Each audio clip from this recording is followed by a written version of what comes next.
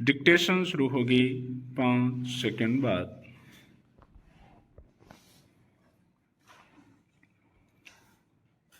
उत्तर प्रदेश सरकार बार बार यह दावा करती रही है कि राज्य में अपराधों पर काबू पा लिया गया है, मगर सच यह है कि आए दिन राज्य में सरेआम गंभीर आपराधिक घटनाएं सामने आ रही हैं।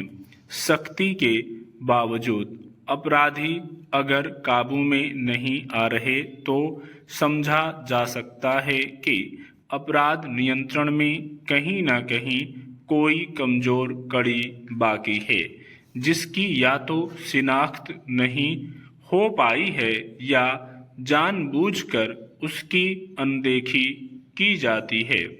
महिलाओं को सुरक्षित वातावरण देने के दावे के बरक्स सच यह है कि राज्य में महिलाएं सुरक्षित नहीं हैं। पुलिस उनमें अभी तक यह भरोसा नहीं जगा सकी है कि वे सड़कों पर कहीं बेखौफ आ जा सकें, बल्कि अक्सर होने वाली आपराधिक घटनाएं यही बताती हैं कि वे घरों में भी सुरक्षित नहीं। एक हफ्ते पहले अभिनेत्री दिशा पाटनी के घर के बाहर गोलियां चलाकर कुछ अपराधियों ने दहशत फैलाने की कोशिश की थी। अब उनमें से 2 आरोपियों को पुलिस ने मुठभेड़ में ढेर कर दिया है, लेकिन इस दौरान बड़ी संख्या में मिले कारतूसों से यह सवाल उठा है कि अपराधियों तक घातक हथियार कैसे पहुंच रहे हैं। वे बिना किसी रोक टोक के सड़कों पर घूमते हैं और तब तक नहीं पकड़े जाते जब तक कोई घटना तूल नहीं पकड़ लेती। किसी वारदात के बाद मुठभेड़ में अपराधियों के मार गिराए या पकड़े जाने की खबर आती है, लेकिन आखिर क्या वजह है कि इसके बावजूद अपराध को रोकने में कामयाबी नहीं मिल पा रही और आपराधिक तत्वों को पुलिस का खौफ नहीं सताता है। उत्तर प्रदेश में महिलाओं की सुरक्षा के लिए करीब 8 साल पहले मिशन शक्ति अभियान शुरू किया गया था। यह उम्मीद की गई थी कि इससे महिलाओं में सुरक्षा की भावना बढ़ेगी, मगर इस अभियान के 5वें चरण से पहले ही एक अभिनेत्री के परिवार को धमकाने के लिए सरेआम गोलियां चलाई गईं।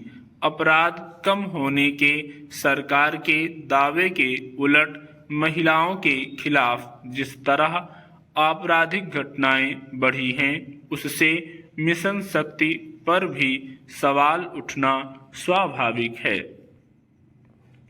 भारत में सड़कें मुख्य रूप से वाहनों को ध्यान में रखकर बनाई गई हैं, जिससे पैदल यात्रियों को अपनी सुरक्षा के लिए जद्दोजहद करना पड़ता है। अधिकांश शहरों में फुटपाथ या तो हैं ही नहीं या वे टूटे हुए हैं या फिर अतिक्रमण की जद में आ गए हैं। इस वजह से पैदल यात्रियों को मुख्य सड़कों पर चलने के लिए मजबूर होना पड़ता है, जहां तेज रफ्तार वाहनों से हमेशा दुर्घटना का खतरा बना रहता है। दूसरी ओर सड़कों पर अतिक्रमण भी एक बड़ी समस्या बन गई है। शहरों में तो सड़कों के किनारे ही वाहन खड़े कर दिए जाते हैं, जिससे यातायात में बाधा उत्पन्न होती है और पैदल यात्रियों के लिए भी परेशानियों के साथ जान का जोखिम बना रहता है।